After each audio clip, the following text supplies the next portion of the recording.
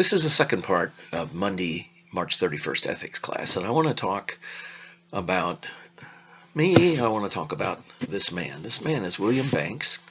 If you could read his name tag here, it would say William Banks. At the time that this picture was taken, he was a National Park Guard at Harpers Ferry National Park in Harpers Ferry, West Virginia. At the same time, I was pastor of a small church 67 miles from my home. One Sunday morning I came to church and I told them that I wasn't going to be preaching the sermon title that I had given them for the bulletin, but I would be sharing what you're about to hear. Now it has been changed in a few ways because this is 16 years after the fact, but you will understand why I shared this at church, and you will understand a little bit more about William Banks. I call him Willie.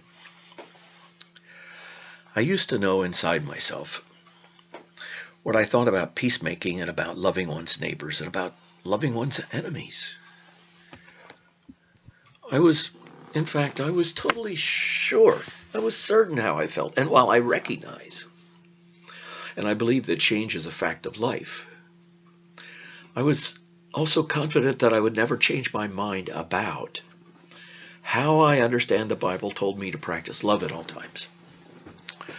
Oh, I'm aware that we each choose all of our own behaviors and reactions to the world around us, and how the people in it behave toward and treat us. I know that people who are intending to harm others can be changed by our behavior. I'm going to give you a for instance that I read about many years ago. I don't know where. I can't give you a source for it, so I'm sharing this based on my memory. But if you are a single woman and you find yourself in bed in the middle of the night and a male standing in your bedroom, what is that person expecting from you? What kind of a reaction?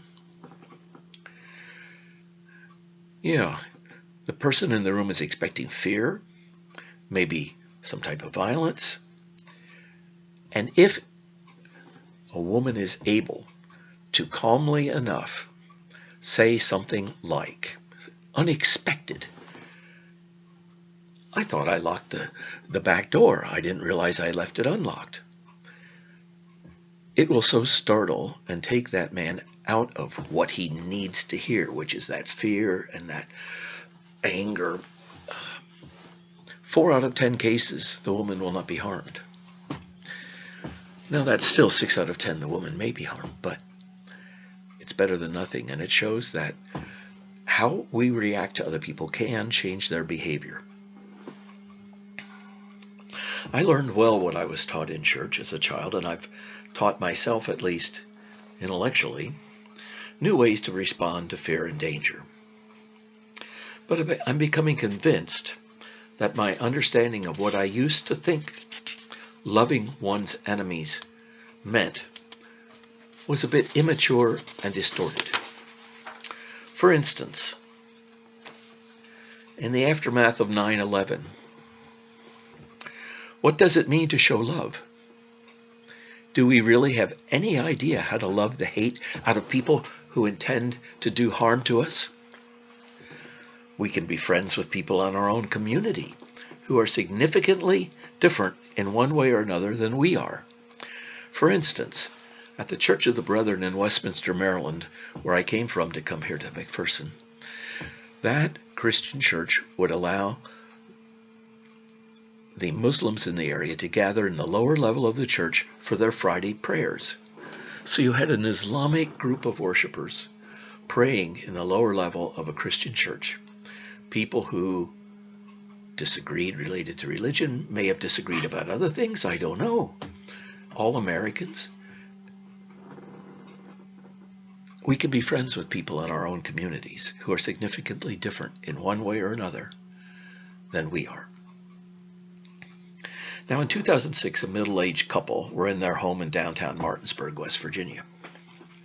Martinsburg is only an hour from Washington, D.C. by train, maybe a little more, and it's far enough north and east to not be in what you would call West Virginia's hillbilly alley, but still south enough that all of the lessons from the Civil War have not been fully learned by everyone.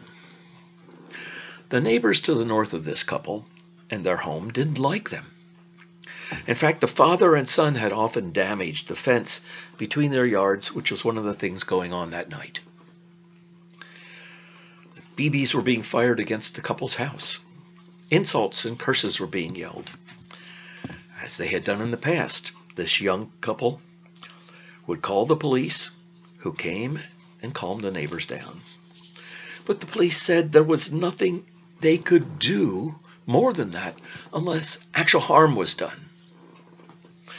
Well, later that evening, needing to cool off, the gentleman half of that young couple, Willie Banks, went outside to walk around the block. He wanted to clear his head, and when he got 3 houses away from his own, upon turning a corner, he was attacked by his neighbors and viciously beaten. His left arm and socket, he's left-handed, were damaged so badly that for a while the doctors felt he would need a new shoulder joint installed. A broken beer bottle had been used to slash the top of his head and his face. He had 23 stitches on the front of his face. His eye socket was shattered. He underwent hours of surgery that week.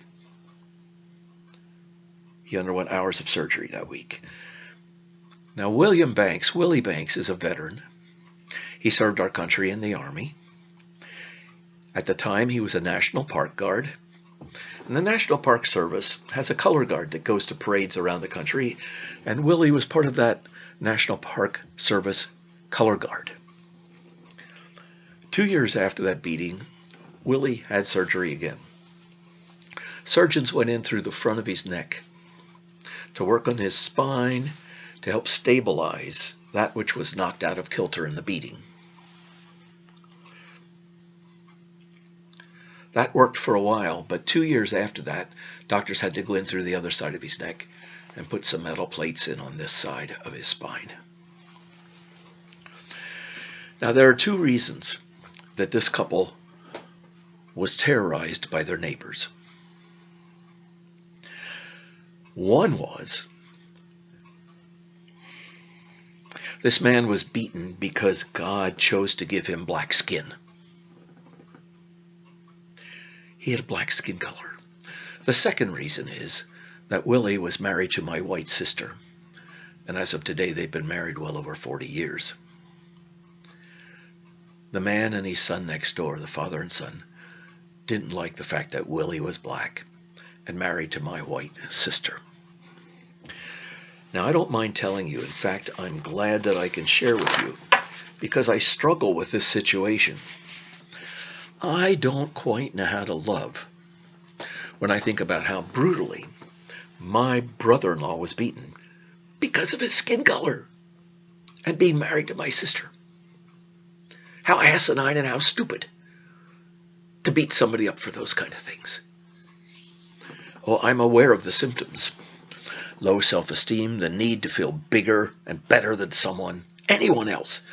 Fear of life itself, a feeling of discouragement because of one's economic and social status. A warped sense of humanity. But to hate someone for something that God has given to each of us, skin color, or hair color, or size, or shape, things that are gifts to us at birth. To hate somebody for a completely God-given gift is beyond my ability to understand. So, what exactly is love in this instance? Of course I show love and care and concern for my sister and my brother-in-law, but now I find I have another problem. How do I go about showing love for this father and son? These 2 men who attacked my brother-in-law. And or is there a way I should be showing love to others who may also be attacked in the future by these men simply because of the color of their skin? Well, I don't mind telling you that at that point in time, and even today, years after the beating, I continue to feel a bit confused. I decided at the time that these men should not be allowed to even potentially harm others. And even though I didn't know whether or not they would, I didn't want them to have the opportunity. So I helped my sister and brother-in-law with legal issues. Beating up someone because of the color of their skin is a federal hate crime. So from the Martinsburg City Police to the state's district attorney to the FBI field office, I encouraged my brother and sister-in-law to press charges, wondering all the time, is this the way of Jesus? What exactly does it mean to love my enemies when something like this happens to someone in your family? How exactly do I love them? How do I do that? Do I owe future potential victims of these two men anything at all? I also encouraged my sister and brother-in-law to use the NAACP legal division to help them with advice and legal help. Now, these actions that I took were so far out of line with what I had been taught about Christian behavior that I went crazy inside myself. But I began to wonder if I had only been taught and had only thought about and had only understood possibly half of what Jesus was saying. Maybe loving my enemy means doing something that stops him from potentially harming other people. Maybe the most loving thing I can do for someone is to keep that person from getting himself in more trouble.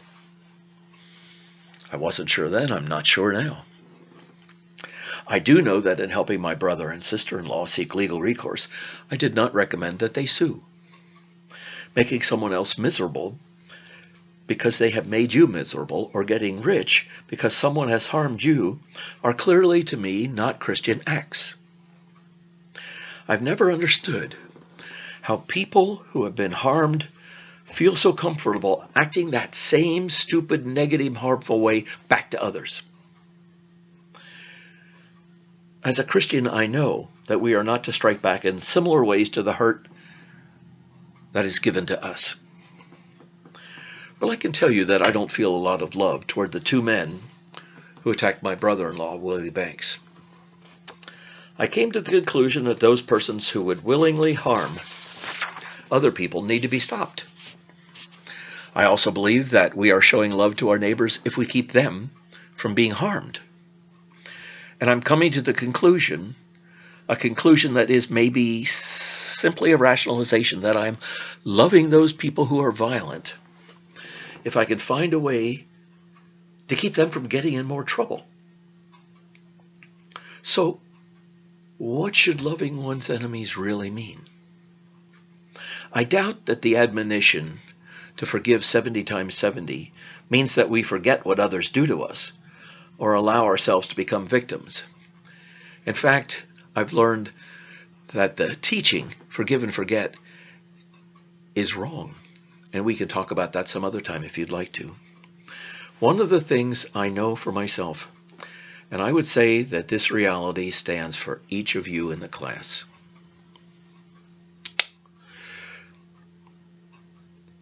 Don't allow yourselves to have any easy answers. No easy answers. Because after the easy answers get batted away, you and I only know that we've been fooling ourselves.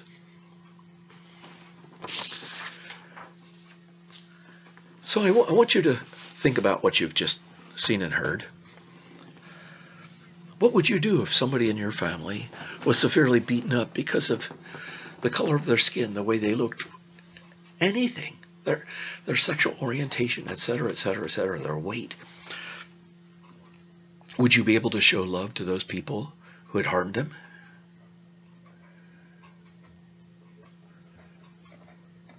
Did I actually strike back when I helped my sister and brother-in-law take legal action against those men?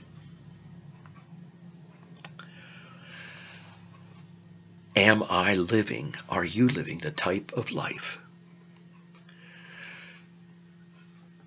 that will celebrate the diversity of our creation together in all ways, in all people? So, that's it for Monday, March 31st. I'll see you back here again Maybe it's March 30th. Yeah, I'll see you back here again on Wednesday. Take care.